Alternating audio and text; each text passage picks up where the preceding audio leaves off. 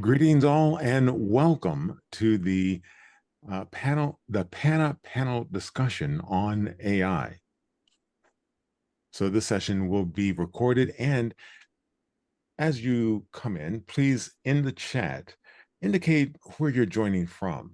So in the chat, go ahead and place where you're joining from, and we'll be starting in just a moment. So welcome again.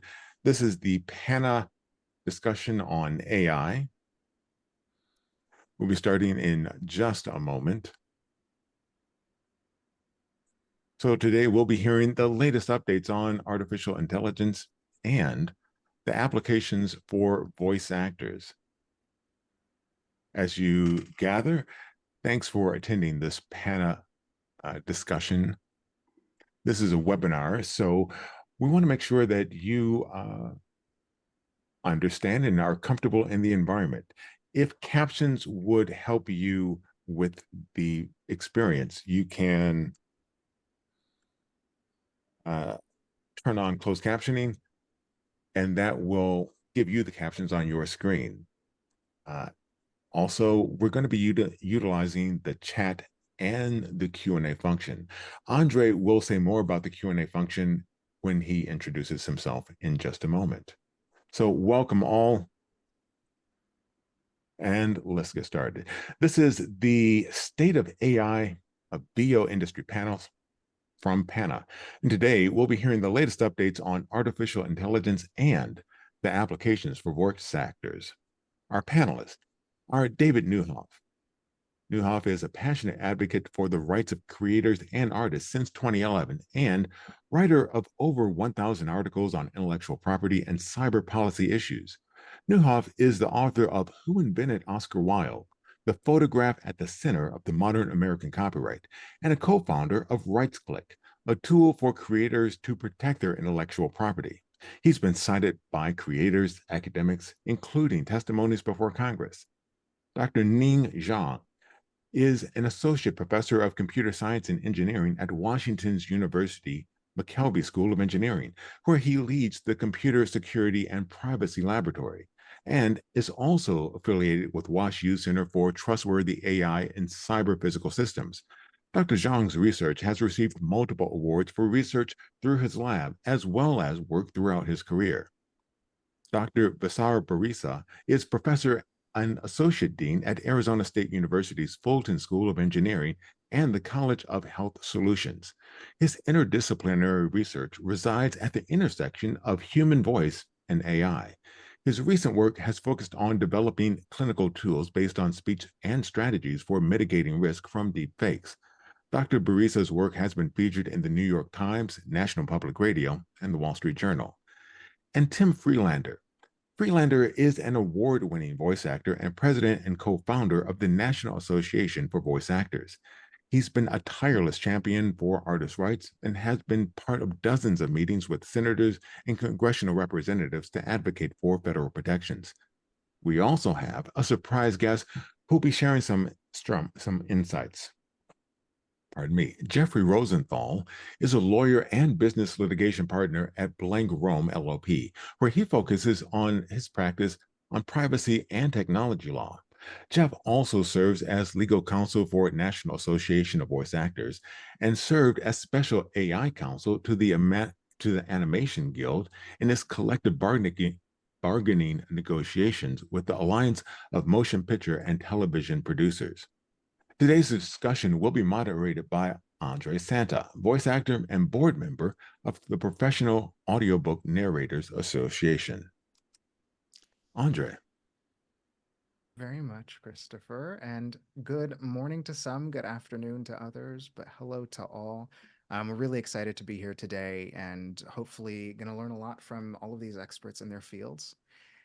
For today, if you are in the audience and a question comes up that you want to ask the panel, separate from the chat, you'll find that there's a Q&A box and you can submit questions there. Other viewers can also upvote your question if you want to show that, bring that question up and help us identify which ones to prioritize when we get to the Q&A section of the panel.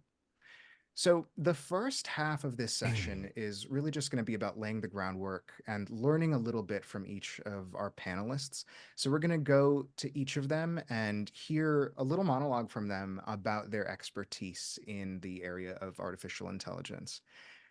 So let's go ahead and start with that section. And first, we're going to start off with Visar, who's going to share with us a little bit about artificial intelligence versus generative AI for voice technologies, and tell us about some highlights from his research. So I'll hand it off to you, Visar. Excellent. Thank you, Andre. And it's so great to see the fantastic turnout. Nearly 200 folks joined, so it's great to see. So as was mentioned in the intro, a lot of the work in my lab resides at the intersection of the human voice and computational methods more broadly.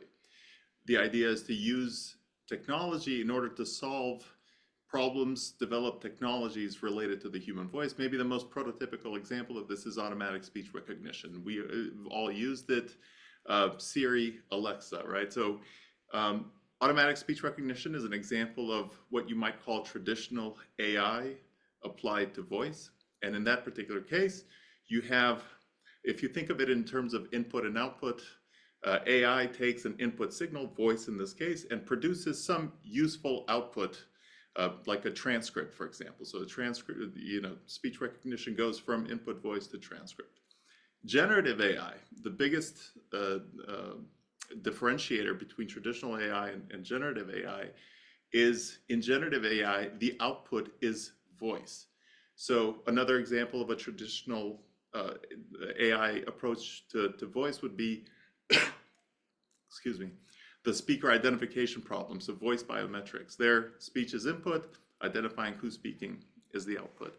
And whereas voice cloning, where the output is actual human speech, is an example of generative AI. So that's sort of the biggest differentiator between these two application areas. In one of the, in my lab, we study mostly traditional AI, and we've been developing technologies and tools in order to mitigate risks that I think sort of naturally arise by virtue of these generative AI models being widely available. One of the things I sort of wanted to underscore is just the important role that voice actors and audiobook narrators have played in the development of speech technology, really from about 2005 until now.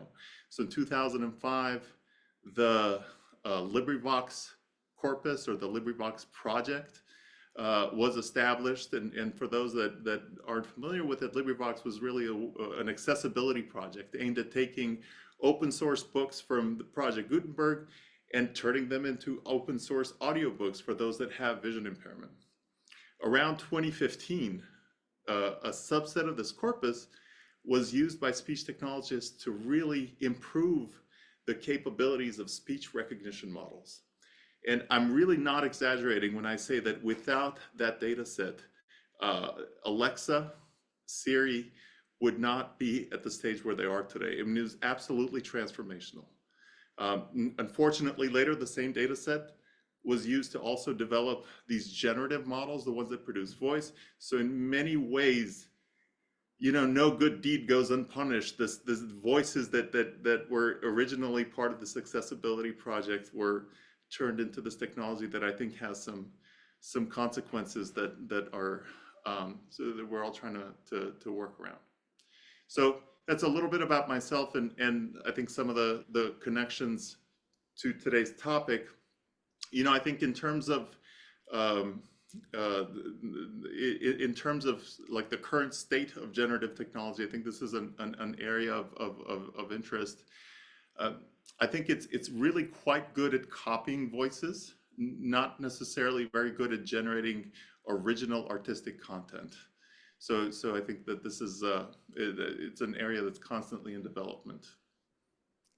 Thank you so much. Appreciate it. We'll transition over to Ning to talk a little bit about security concerns from a coding perspective versus AI security concerns for everyday people, and also sharing some highlights from his work. Thanks, Andre. And thanks, Lisa, for the general introduction. I think that laid a solid ground for my discussions as well. So I worked in industry for more than a decade before joining WashU on cybersecurity. So I look at this problem from a security perspective and ask, what are the harmful impact of voice cloning as a technology, right?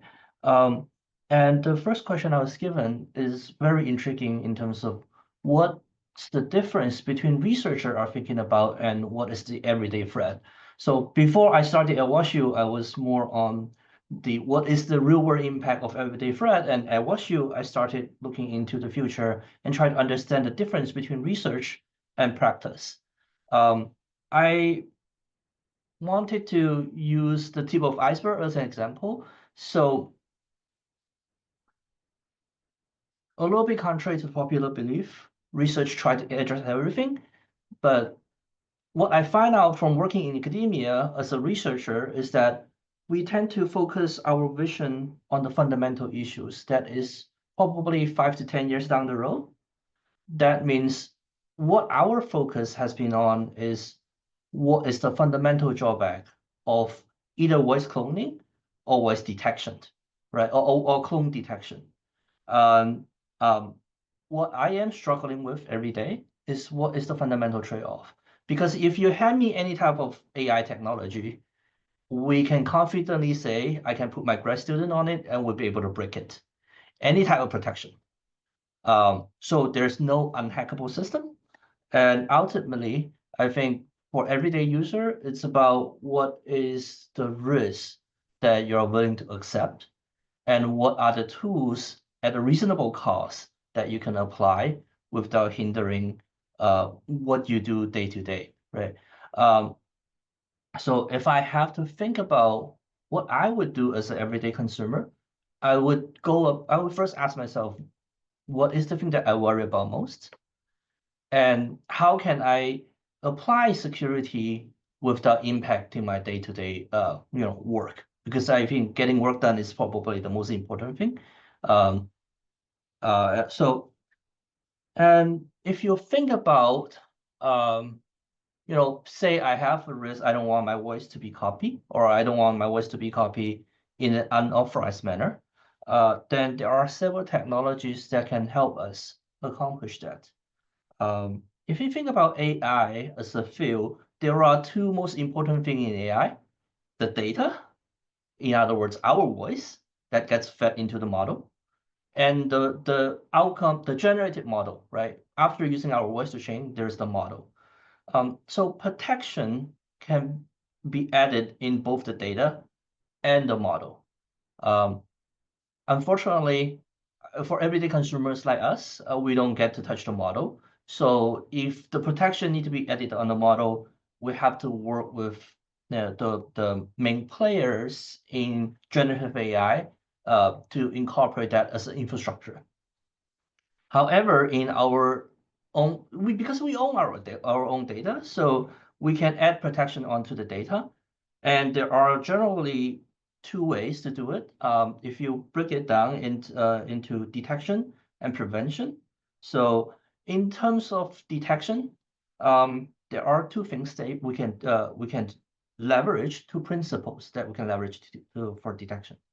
The first one is AI is not very good at hiding itself, right? It tried to produce the best sounding clips. So there are artifacts generated from it, as long as it doesn't harm the quality of the produced audio clip, it's going to stay there. And we can use those artifacts to detect. The other one is, again, similar to the artifacts, AI is not trained to follow the rules of physics yet. So it's going to produce clips that are, physically impossible for a human to produce. And those are hidden in the unaudible spectrums.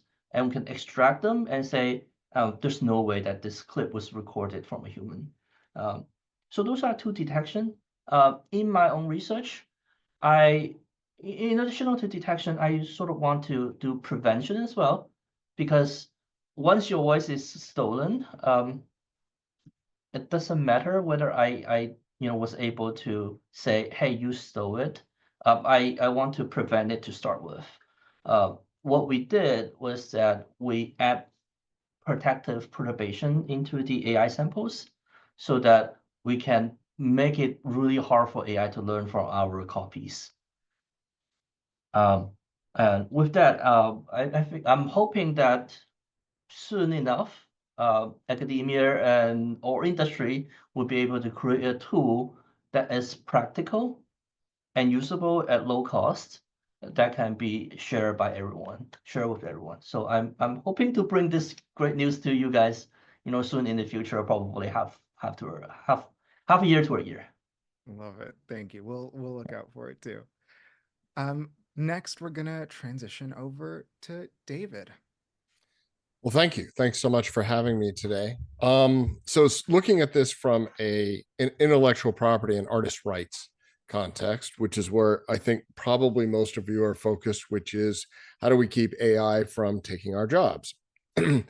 And certainly Tim at NAVA and Aaron over at PANA know, and have heard me say many times, that copyright law is not specifically designed to protect you because by and large, you're not copyright owners in the recordings that you make. You're mostly hired to make recordings for other people, and they are the copyright owners. So that said, copyright policy still can have a significant impact on how AI is going to be used, and including many of the types of people who would hire you.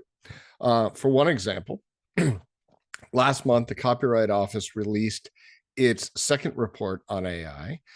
This second report involved the copyrightability of works when AI tools are used. And in that report, it reiterated a longstanding doctrine that I personally not only agree with, but think is probably not going to go away anytime soon, which is that some form of human creativity must be involved in order for copyright to attach to a work at all. That 100% generative AI is simply not protectable under the Copyright Act. I believe that. I think without it, we wouldn't have a copyright law personally. And I don't think the courts are going to overturn that rule, and I don't think it's going to go away. What that means for you, though, is, let's say an audiobook is a perfect example. If I'm a publisher and I use generative AI to create an audiobook instead of one of you, I don't have a copyright in that audiobook. And there's nothing there except a sound recording to protect. So if that's the case, and anybody can steal that audiobook and sell it on their own without my permission as the publisher, well, then I don't really have much of an interest in producing that, and certainly my financial interest is threatened. So what that suggests to me certainly is that as the publisher, I need you as human authors or human narrators to record that. Where it might get a little trickier is certainly in areas like motion pictures, cartoons, gaming, because the audio works are part of a larger work. I won't get into the weeds on that, but it gets a little trickier from a copyright perspective as to what is protected within that in context. That said, as a group, I would not spend a tremendous amount of time focusing on copyright. Certainly, if you want to follow litigation and be a nerd like me and follow those, I would definitely follow the cases that are about infringement in the Second Circuit, and that's New York Times versus OpenAI, UMG et al. Versus UDO. And I say the Second Circuit because it's the most prolific copyright circuit in the country. So what they decide on some of these issues is likely to be very informative. But most importantly, where I would be focusing my energy is on bills like the No Fakes Act. And that was introduced last year. It's likely to be introduced again soon, I predict. And for those not familiar, the No Fakes Act creates a brand new intellectual property right in everybody's likeness, and that includes voice. So I was surprised actually how quickly Congress moved to not only create this legislation, but it's fairly creative in the way that it's designed as a new IP right. And I believe addresses a lot of the potential criticisms of it, and is, has a pretty good chance. That's where I would focus my energy as organizations, because that is really where your protection lies. Thank you so much. I'm going to let the next person speak. All right, thank you very much. And next, we're going to pass it off to Tim to hear a bit about his advocacy work. Thank you. And David, perfect segue into what exactly I'm going to discuss, which is I'm here for you, Tim. Yeah, I appreciate it. Thank you. That was almost like we didn't even plan that or anything. I'm going to talk about the state of kind of current global and federal and local legislation. Most of our work over this last year has been around the No Fakes Act. We had 75 meetings last year in DC, specifically around the No Fakes Act. We started on a very global level with United Voice Artists 2 years ago and worked on some of the language around the EU AI Act. We then turned to looking at the No Fakes Act. There were two bills. There was the No Fakes Act and the No AI Frauds Act. And the No Fakes Act is the one that has become the strongest and most likely to go through. Word is that it's going to be reintroduced this Thursday, if not sooner, without any changes as far as we know to the bill that was written last year. We spent a lot of time trying to get those protections in place. We have moved more so this year into looking at state regulations and state legislation, and are working, have co-sponsored along with SAG-AFTRA and the Concept Art Association, AB 412 in California, which is around copyright. And it requires copyright notice for anybody who has their copyrighted material in training data or in a system. As David said, we are not directly copyright holders, but we are very closely tied to the people who do own those copyrights. And the more that we can get protections, the more that we can work on that. I think one thing that's really important is that everybody on this panel today are people that we have all crossed paths over the last year. And there's no one right approach to this. It's going to take all of us coming at it from all these different directions to really put some protections in place. So this is coming from the tech side of protecting the actual audio. It's coming from the copyright side to protect those who we work with over those copyrights. And so that's really what we've been looking at. We have very specifically changed our discussion and our messaging. We were in DC the week before the election, and we were in DC the week after the election last year. We had 15 meetings on either side of the election, and our conversation has changed completely. We have actually gotten rid of any discussion around regulating AI, and we are talking about protections over Americans' rights. And that is our current approach, that we all as Americans have the right to own our voice, image, name, and likeness. And that, for Tom Antonellis, who asked the question, that is something that is getting bipartisan support, because we all can talk about how we should have the right to protect our voice, image, name, and likeness. And it's not about protecting us as voice actors, it's protecting about anybody in the United States who has recorded audio, which is everybody. And so that's been our discussion recently, and we'll continue to move that discussion forward. Thank you. Thank you, Tim. And next, we're going to hear from Jeffrey to share some insights from his work in the legal realm with AI. Thanks, Andre. And again, I think it makes a lot of sense for me to follow Tim and the incredible work that he and everyone at NAVA is doing in the advocacy space. It's inspirational. I, as you may have gathered, am not a voice actor. I am a lawyer. I'm focused on privacy and technology law. Although a lot of my clients are voice actors, voice associations like NAVA. I've worked with the Animation Guild as well, negotiating their AI writer with the Producers Association. So I live and breathe in this space, but from a different perspective than any of the other panelists, all of whom I respect greatly. I come at it from the legal perspective, which is to say, what are the current state of the laws? Tim's out there working to change the laws. I'm working with the laws as they currently exist and fighting to protect my clients' rights, whether they be an individual who finds their voice has been misappropriated on various websites or used without their permission or consent, or companies. And several of my cases involve consumer privacy rights of the 4 states in the country that have biometric privacy, which is your voice counts as a biometric. It's an identifier that is unique and immutable to yourself, your voice, your face, your fingerprint, your iris, etc.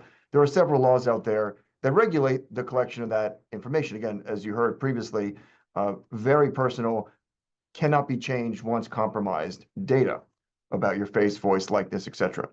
So I come at this issue from the perspective of what are my clients' rights now, and what laws are coming down the pike that we can hopefully point to either enforce those rights against a bad actor, or create greater protections in the lead up to the provision of the recording or whatever the services may be offered by the voice actor.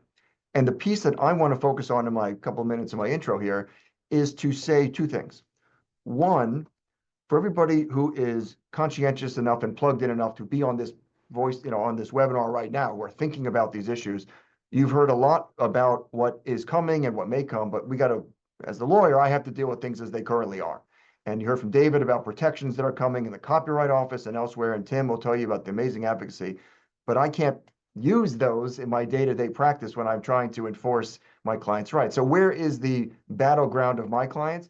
It's in the contracts. It's in their, work with the studios, it's their work with the producers, it's setting the table to protect yourself. And if you don't know you need to protect yourself, well, again, you're on this call, so you probably have some sense of it.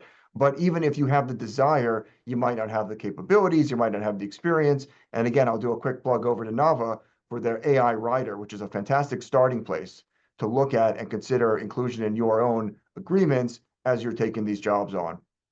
So that you understand that if you're signing up to a new job and you're excited about it, that if there is a provision in that agreement that says I'm, not only am I providing this vocal performance, but also giving away my digital rights or my synthetic voice blends or whatever it may be, you may be giving away more than you could possibly realize. And your first job, the tagline we use sometimes is that if you don't know what you're giving away when it comes to your digital rights, your first job might be your last job. And nobody wants that, especially voice actors who have it tough enough already. And as a fan of the artistry and the industry, I certainly don't want to see that happen to anyone on this call or anywhere else. So that's where I come into the picture. Again, advising clients, working on those deals, working on those agreements to ensure that the thought is there, the protections are there, the compensation is there. Because again, my job is not to stop. This train has left the station. I hope that's clear to everybody. Like, AI isn't going away anytime soon. So it then becomes a question of how are you protected and how are you compensated, and awareness as well. Because as I've heard Tim and David talk about on other webinars we've done together, other panels, there are benefits to AI. You can reach an audience that you never dreamed of as a voice actor. You can do things that there's 24 hours in everybody's day. So you can do things beyond your capabilities, but again, you've got to backstop that with, well, where do my rights begin? Where am I being compensated for the work that I'm not just doing today, but that my digital voice is going to go on and do for the next 10 years? So that's my part of the analysis, if you will. I have a couple other things that I'll work into the back end of the presentation where we're talking about some laws that I'd like to just make everybody aware of, especially for those who are in California. I'm in Pennsylvania. I think I saw one Philly person and one State College person in the chat, which is great to see. But it's a patchwork, exactly as Tim said. I'll answer the first question that I saw in one of the chats as well, which is there is no federal law on rights to privacy over your voice. Some states are doing better than others. To put this in anime terms, you've got some S-rank states like California, where they are putting out the work, and Tim and others are fighting hard to get the laws enacted and passed. You got some C-rank states like Pennsylvania, where we're doing our best, but we haven't passed anything. And then you've got D and E ranks who haven't even started to consider this. So it's a patchwork, and I think that's exactly why Tim and NAVA are focusing their work on the state level, because there's nothing federal. We've been waiting 20 plus years for a federal privacy right. It's not happening today, probably not happening tomorrow. And with the current administration, and they released an executive order that says something to the effect of, AI is great. We want to be leaders in AI, but nothing beyond that. So that's where I come into the mix. I'm so thrilled to be a part of this excellent panel. And again, happy to just be a part of the discussion.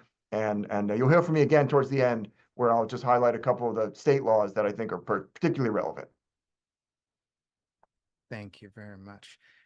So already starting off with a lot of information from all over the field. There's a handful of questions that have come up already that I think kind of target a little bit of what everybody's talking about, and hopefully we're going to weave those in, if not outright answer them in the Q&A section. But first thing I want to do is actually just open up the panel. And if anything came up that one of you shared, that another of you had a question about, I just wanted to give you an opportunity to throw out a question for each other now if something came up. Tim, go ahead.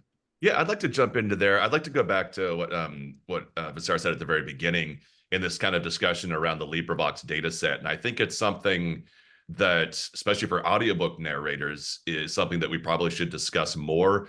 I know that's something that we have looked into on our side of things.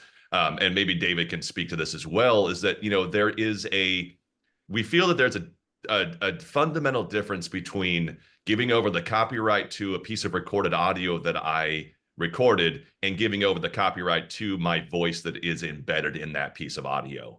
And I don't know if there is a separation in that, David. But I feel like, I'm fine giving out a performance. We all sign over in perpetuity. We sign to an audiobook. We know it's going to be out there forever, but I did not give the right or sign over the copyright to my voice that is in that piece of audio, which maybe potentially with the No Fakes Act would help with that. But maybe the two of you can speak to that. I think the LibriVox data set is a very important thing that we haven't discussed enough within the industry. We're trying to, but maybe people to be aware, if you did a job on LibriVox in 2004, 5, 6, 7, whatever, your voice is the foundation of Google, of 11 Labs, of Siri, of these other things that are out there, right?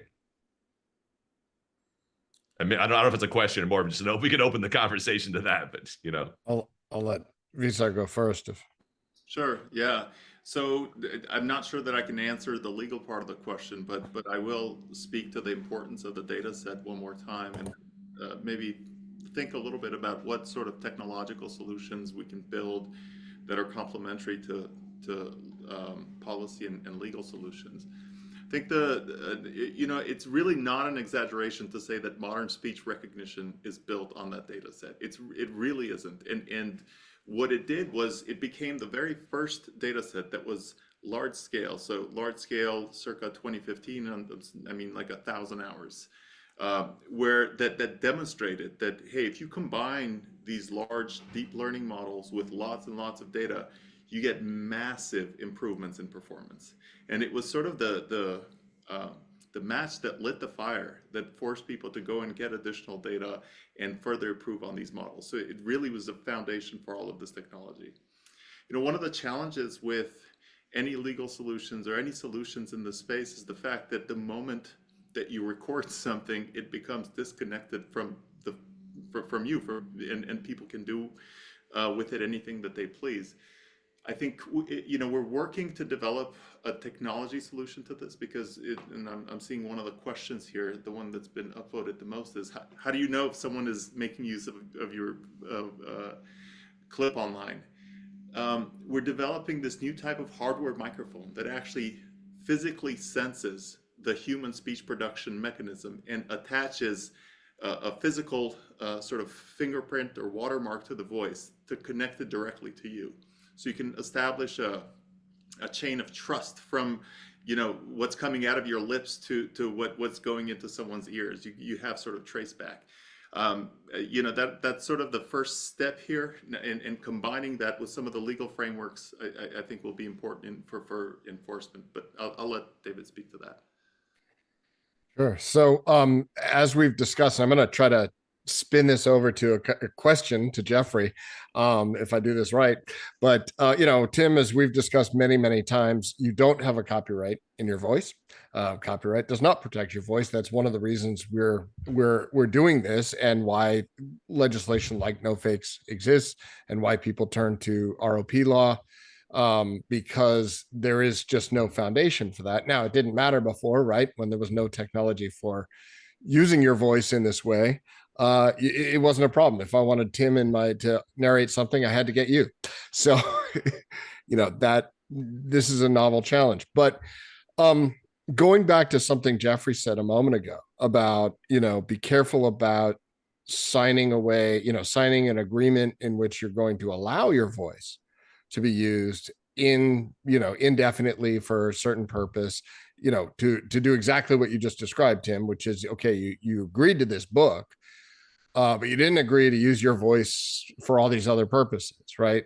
And what Jeff said a moment ago about, be careful what you sign because it may be the last job you ever do, resonated with me in terms of something that I was saying a moment ago about, the idea of if I use generative AI in a work like, let's say, a cartoon, and I take your voice, you've agreed to allow me to use your voice. So do I or don't I have a copyright as the producer in that sound recording that I'm now generating with permission? And I promise you the answer to that is we don't know. We are years away and probably several lawsuits away from finding out the answer, because that kind of blurs that line between human authored and machine authored. And you get a little bit of work made for hire doctrine in there. I'm now going to pivot that question over to Jeffrey to see what you would make of that. Thank you, David. And I hope the message that I want to impart to this group is that all of these things we're talking about, the law as written by the legislators, the case law as developed by the courts, it all moves, even the executive orders, administration, it all moves so slowly. Glacial is a way that I would describe the way that it develops, while the technology is moving at quantum speeds. So you've got this tension between how does the law keep up with the reality of what we're all dealing with, in our day-to-day lives, voice actors, as voice talents, what have you. And there's only one Tim. So he can only do so much, to make the world a better place. So I go back to what I said a moment ago, which is where can we make the most impact? And again, it is arming you with the knowledge to look at your agreements. Those are happening today, yesterday, you agree to something tomorrow, where have you. And that is where you can have the most protection, build in the most protections. And I'm not going to sit here and tell you that it's the easiest thing to do, because some studios are resistant to it. Some, producers are resistant to it. We probably have people on every spectrum of experience when it comes to voice acting, from first timers to veterans. And all of you stand in a different position as far as bargaining power goes, which is, again, how I look at these things, what can be done and what should be done as far as the protection goes. So that's a very idiosyncratic analysis that everybody has to go through. Do I want that job? Do I need that? I got to pay my rent. And I got to, I like to eat every now and again. Wouldn't that be nice? So I'll take the job. But it's being aware of what it is you're agreeing to and what your contract, because that's the first thing. That's the first line of defense. And if I have to litigate a case, the first thing I'm going to look to is, what does the agreement say? Not what you were told or what do you believe, or what did your buddy tell you about how things will go down, but what does the language of the agreement say? And I think an interesting point that David raised as well about this copyright piece, I could not agree with him more. That copyright exists as a protection for last generation's the concerns of the past. Now that we're applying copyright to these AI issues, what was interesting to me in working with the Producers Association when we were talking in the space of animation is they are also very unsure of where copyright is going to land everybody, because they have concerns that if they are using and or overusing AI generated content, does that mean that Moana 3 is going to be uncopyrightable because it was done using generative AI to solve? They don't know, and there's a concern. But at the same time, as counselor to the voice actor or counselor to the talent, you can't rely on what a studio may or may not be concerned about sometime in the future. I need to think about my client's interest today. So again, I hope somewhere in that rambling explanation, David, was an answer or is a part of an answer to your question. But I think essentially the concern is the law is slow, the case law is slow. Do you really want a 70-year-old judge deciding your rights? They may be more out of touch than anybody. I mean, and look, I'm not criticizing the judiciary, but that is what you tend to get. If one, you have the money to afford litigation, which can be a costly endeavor, and the inclination to go through the entire legal proceeding to get a ruling, and as David mentioned, the Second Circuit, which is in the federal system, there's the district court, which is the trial level, and the Second Circuit, which is the circuit level, and then the Supreme Court above that, the U.S. Supreme Court. The Second Circuit covers New York. And I'll tell you, cases can go years. I have a case that is 10 years old, still going, 10 years long. And it's just, cases outlive people at certain points. So you run into those issues as well. But I'll open it up to the rest of the panel to weigh in here as well. I have a question in a second for Ning, more about safety of these models. But really quickly, I wanted to throw in, if either Jeff or David have any insights on this. I think 2 weeks ago, the first AI-generated image was granted a copyright. And part of the decision was based off of review of the process video that showed how the person utilizing the AI made the inputs to actually change the image from what the original generated piece was. And I'm curious if you've heard about this, if this has any kind of implications on your view of the landscape so far. Sure. So without getting too deep into the weeds, that decision is based on a doctrine called selection and arrangement. So you don't have to have created literally every element. So for example, a collage, right? You can gather a bunch of elements, and then if you select and arrange those elements in a way that the Copyright Office says, yes, there's sufficient originality here, then they'll grant a registration for that work. So that's basically how this one was protected on that same basis, because as a compilation work. So even though an AI generated the individual parts of it, the whole are sufficient for human authorship. But it's just one in what will be many, many different works. There's a case right now called Allen v. Perlmutter, if this is a topic you want to follow, which is really compelling in that the artist says that they're showing that they used a lot of prompts and kept changing the prompts and kept updating it, almost like a director would tell, or a photographer would tell somebody how to keep changing the work until they get what they want. We'll see what that's in the DC circuit. We'll see what the court says on that topic. It's one of the things that's tricky about that, because you raise the subject of the evidence of the demo. This is new territory, because normally artists aren't supposed to have to show how they did their work. The Copyright Office has never asked that question.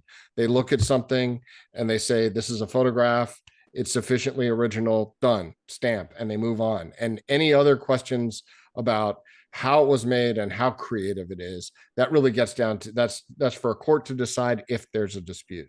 So the Copyright Office getting into this is new territory.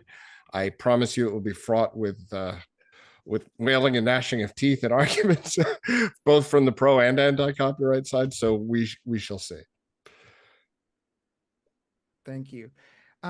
Someone asked in the comments here about voice actors being approached by companies like 11 Labs and being encouraged to create, models for their own use, or sometimes being brought in to create kind of like a founding voice model for these companies.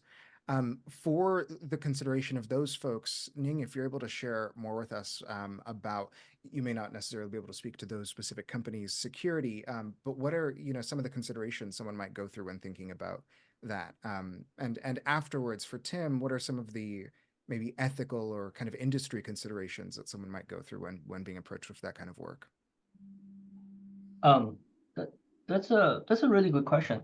So if I am a voice actor, I'm trying to get my voice cloned, I think one of the things that I would very much like to do is have some sort of either digital or paper trail of evidence that shows that I contributed to this model. There are specific machine learning techniques that would allow us to sort of get a probability of the chance that our voice was used to enhance the model. Those specific techniques are either watermarking or something called a membership inference. Membership inference attack, or membership inference of the model. In other words, whether or not your particular voice was used to train the model. I have to say, with all the technology, there's always limitations. So it's not bulletproof.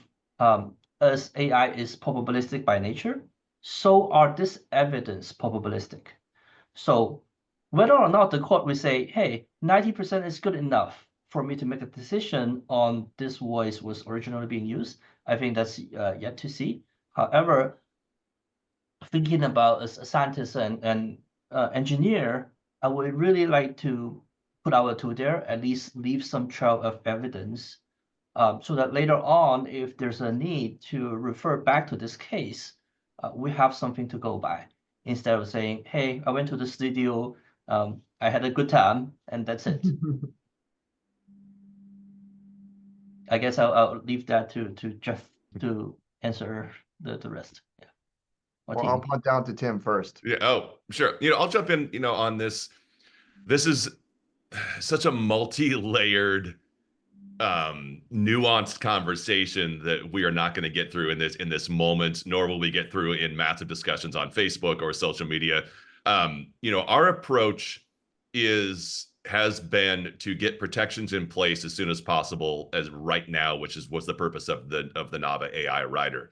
Your best protections currently are going to be working under a union enforceable agreement. And that's the reason why we're on this video game strike, where you have the full power of the union behind you.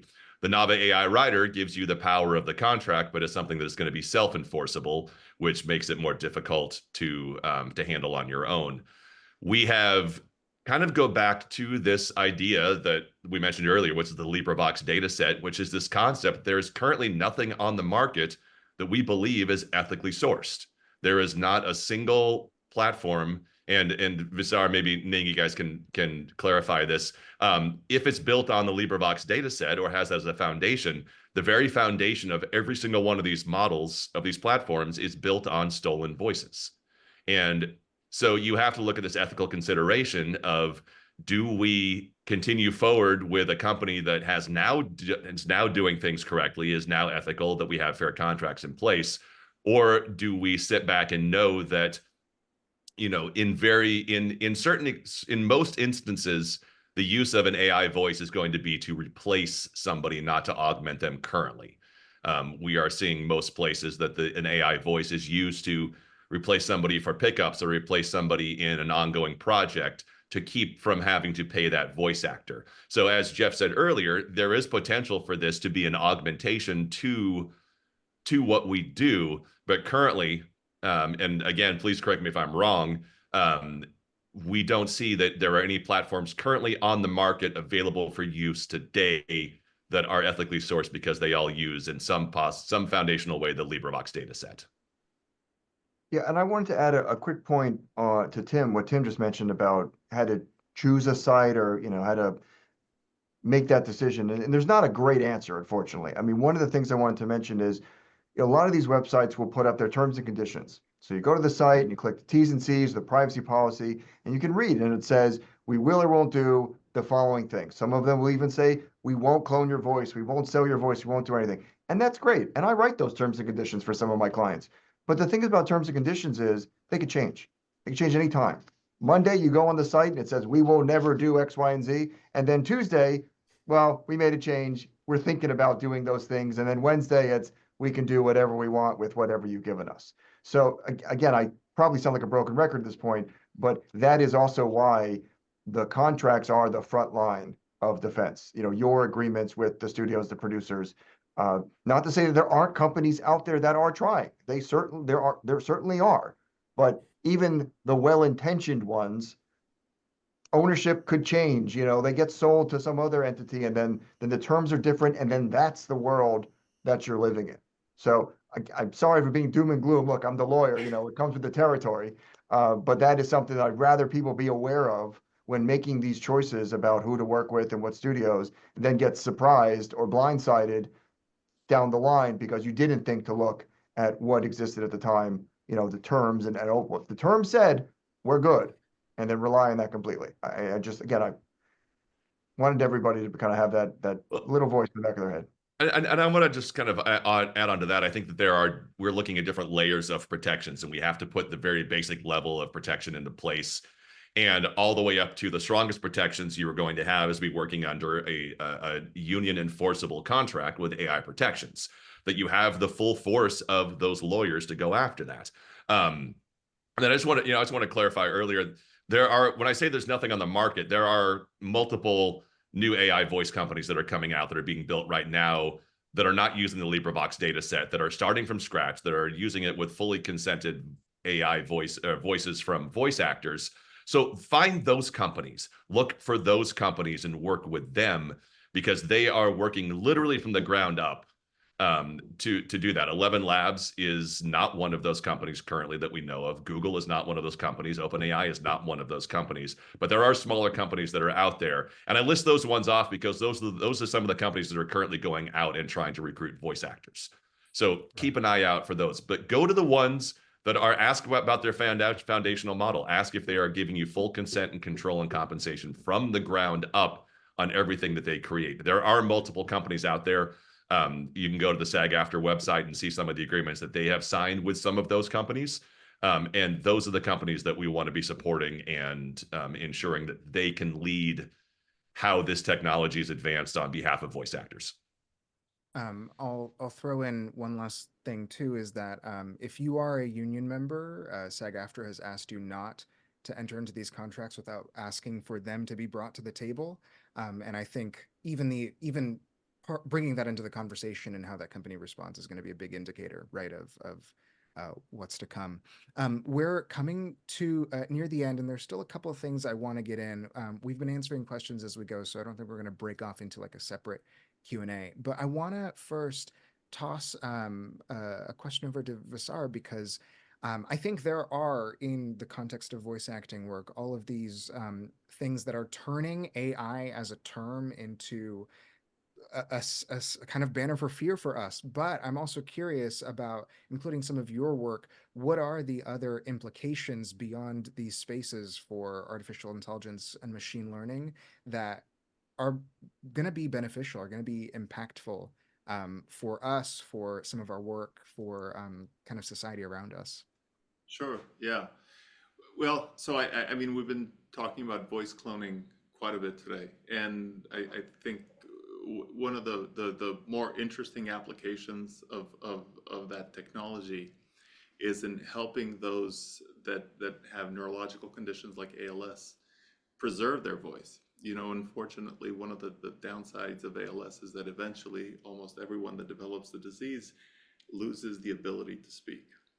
So there are several companies now that allow you to do voice banking for your own personal voice post-diagnosis, so that you can preserve what you sound like, so that in the future, when you lose your voice, you're able to speak with the same voice identity and to preserve that aspect of your voice. So, you know, I'll throw that out as a positive use case for voice cloning. There's lots and lots of other applications in accessibility where machine learning and voice AI in general have provided value. I mean, you know, closed caption is a great example, right?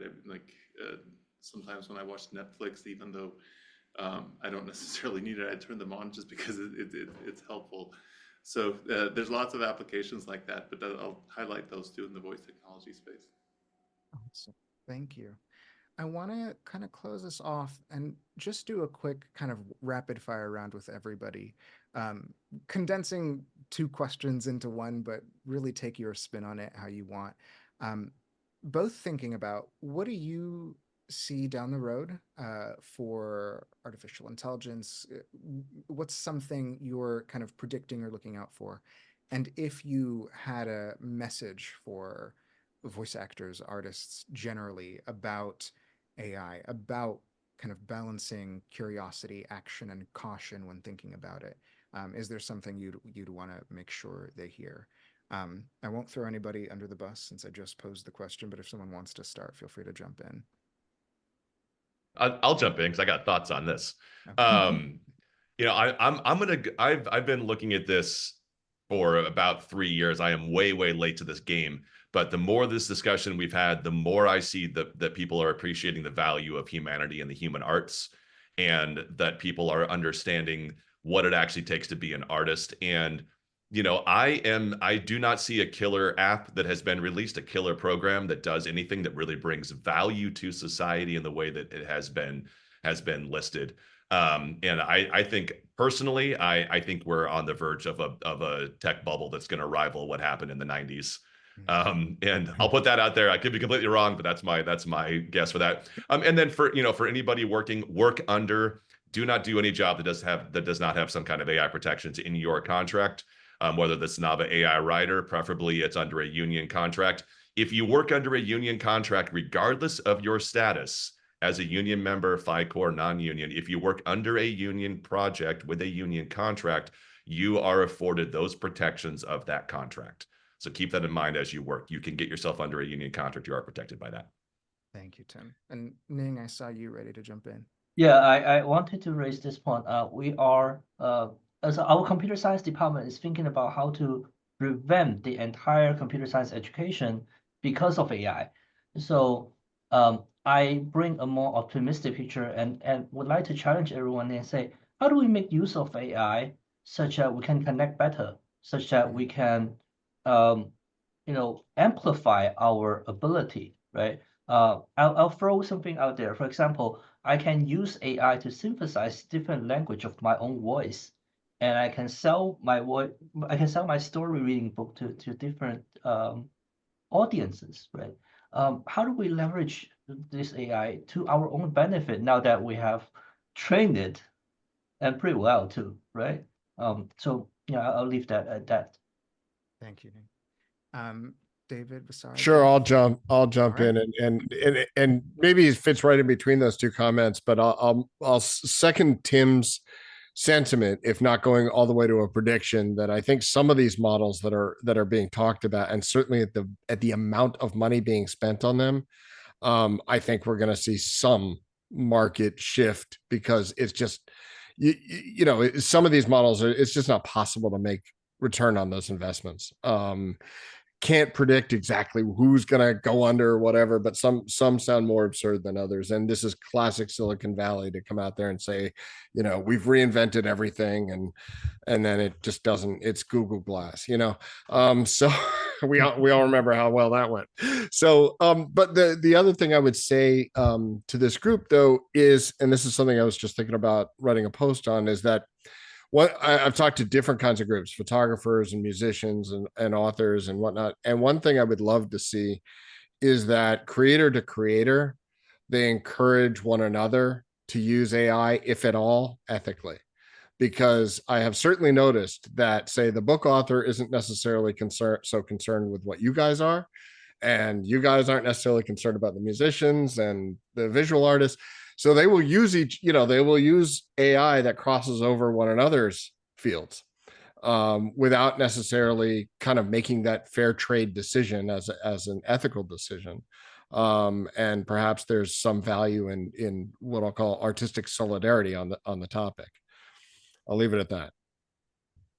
Thanks. I'll jump in next, Andre. Mm-hmm. So I would say a prediction is that there is going to continue to be legislation in this area. Whether it is effective, whether it is targeted to this industry is anyone's guess. I alluded to this earlier, so I'll put it in the chat here, but there was a bill enacted in California 10 days ago on this topic, and then you can see the limitations that it would apply to digital replicas in the future. And there was a question in one of the chats about this. So knowledge is power. Being aware of the laws that are coming, being aware of the laws that Tim is fighting tooth and nail for, and Tim and others, is very important when it comes to understanding where things are and where they're going to be. The law is going to continue to try to keep up, and the technology is going to continue to do laps around those laws and everybody's effort to try to get us, in a place where we can point to something and say, this is it. This is the standard for everybody. Someone in California has different rights than someone in Colorado has different rights from someone in Pennsylvania. It's exhausting. As the lawyer, to keep up with everything, I cannot even imagine what it's like as the talent to try to actually work the jobs and keep, all the stuff in your head and be aware of, all the challenges. You can't sit on your computer all day and just look for samples of where your voice has been misused because you're trying to use your voice to make your living. So it's not easy. Again, there are resources out there. My firm, David, Tim, others who are, fighting the good fight here in an area and a field that I love personally and care about. And we're doing what we can. I ask all of you to do what you can. to take your time, be conscientious about it. I know there's always that tension between, well, I just need the job, I need the money, and what am I giving up? Is future me going to be, upset that I've agreed to this today, 5, 10, 20 years from now, when I hear myself as the new Siri and no one's paying me for it? Am I going to be kicking myself back, way back when today? So that's my little spiel to close this out. It's not all doom and gloom, but there's certainly enough to go around. I'll hand it to Visar in a second. And for those of you who do have a few minutes in the audience to stick around, Christopher is going to share one such action step, which is participating in this upcoming study. So keep an eye in the chat for the link for that in a moment. And I'll pass it over to you, Visar. Excellent. Well, I'm just going to reiterate the first thing that Tim said, which is that human creativity, I think the value of human creativity is going to be amplified. And I'll give you a perfect example. If you've used this Notebook LM podcast generating tool, so the first time I used it, I was blown away, amazed. You listen to 3 or 4 of those things and you want to stab yourself in the ear. I mean, they're just, they're all the same. The voices are annoying. They have the same annoying back and forth. And I think I think in the future, if you want to make a prediction, there'll be some increased value to being able to prove that this is authentically human content, that this came from the moving lips of a person, and perhaps it'll be priced differently compared to generative AI outputs. Yeah, absolutely. Thank you so much to our panel. I am going to set the panel free for those in the audience. Chris is going to close us out in a second. Thank you so much for coming. Thanks so much for staying engaged with this issue, for taking action steps where they're available to you. I think solidarity, staying informed, keeping aware of what's in your contract has all come up, and I hope we're all really keeping an eye on each of those pieces as it applies to us and as it applies to our colleagues, including artists in other fields. So thank you so much, everyone. And I'm going to hand it over to Christopher to close us out. Thank you. Wow. That was a lot and amazing. Before we close out, however, there's a research program from Penn State on how to better protect voice actors from unauthorized use of their voices. If you'd like to participate in one of those interviews, please click the link in the chat. We'll also send it out to the people who've registered for this email. So thank you to our panelists today, our viewers, and to the organizations sponsoring this discussion: the Professional Audiobook Narrators Association, the National Association of Voice Actors, the World Voices Association, and the Coalition of Dubbing Actors. We're grateful for your time today and encourage you to stay attentive, informed, and involved as it relates to these issues and their impact on our work as voice actors and on our lives every day. Have a great rest of your day.